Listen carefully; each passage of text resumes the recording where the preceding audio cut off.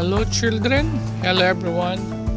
Welcome to the English Classes Series version 2.0. This is still your teacher Leo.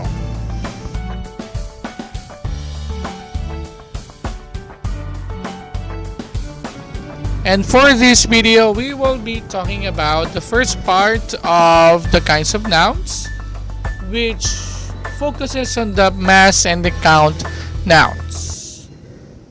Now, let's talk about baking. So, do you know how to bake a cake? Well, let's try to see. Okay, let's try to study how to bake a cake. So, I have here steps in baking a cake. So, let me read it for you. So, number 1, prepare the baking tin, spoon, bowl, and other utensils. Number 2 step, gather the ingredients for the cake like flour, sugar, butter, milk, chocolate, and some eggs. And number 3, mix all the ingredients in the bowl. Alright, now, step number 4, pour the mixture in the baking tin. Step number 5, place it inside the oven. And number 6, when the cake is ready, add some icing and fruit on top of the cake. So those are the 6 steps in baking a cake. Now, there are some words here mentioned in the procedure. So I grouped them into A and B. So let me read those in letter A. So we have your cake, baking tin, bowl, spoon, oven, eggs, and fruits. Now, let's go with letter B. Okay, with group B, we have here flour, milk, sugar, chocolate, butter, and icing. Now, as you can see here, words on group A are those can be counted one by one.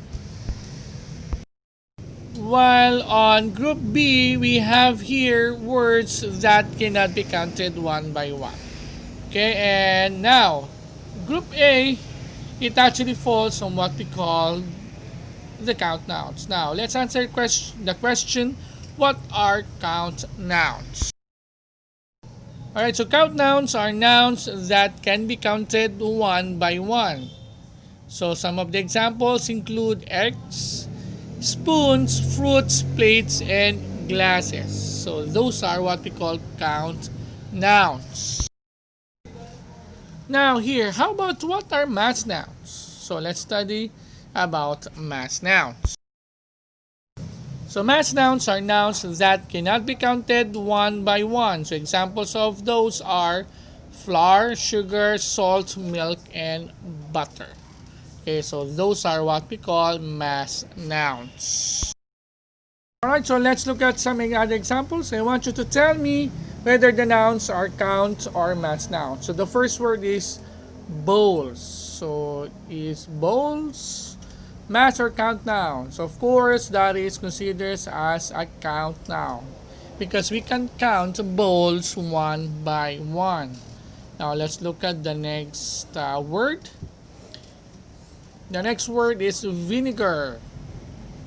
Okay, so is vinegar a count or a mass noun? Okay, so the answer is, of course, vinegar is a mass noun because we cannot count it one by one. Alright, next word we have the word stone. So is stone a mass or a count noun? So let's try to see. Of course, stone is considered as a count noun. Next, we have the word sand or sand. Okay, so is sand mass or count noun? Okay, so of course, when we say sand, it is considered as a mass noun because we cannot count sand one by one. Alright, so let's try this. Alright, so I want you now to get a pen and a paper. Okay, get ready with it. And this is what you are going to do. Okay, so tell whether the following words are counts or mass nouns. Are you ready? Okay, so here are the words. Okay, do it now.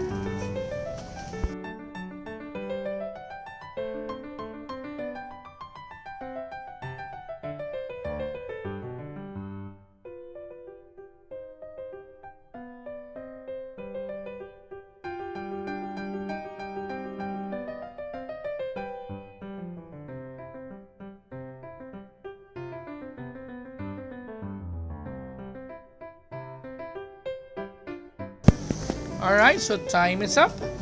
So let's check your work. So number 1, when we say pen, of course pen is a count noun. Soy sauce is of course an example of a mass noun. Now chair is of course an example of a count noun.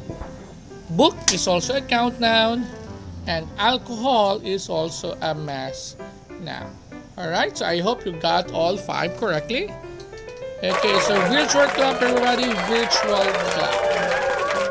Alright, and at this point, okay, I want to thank you for watching my videos. Again, don't forget to subscribe to my channel and ring the notification bell so that you can be notified when I upload the next succeeding lesson videos. Again, okay, this has been Teacher Leo. Okay, stay safe everyone. Bye-bye.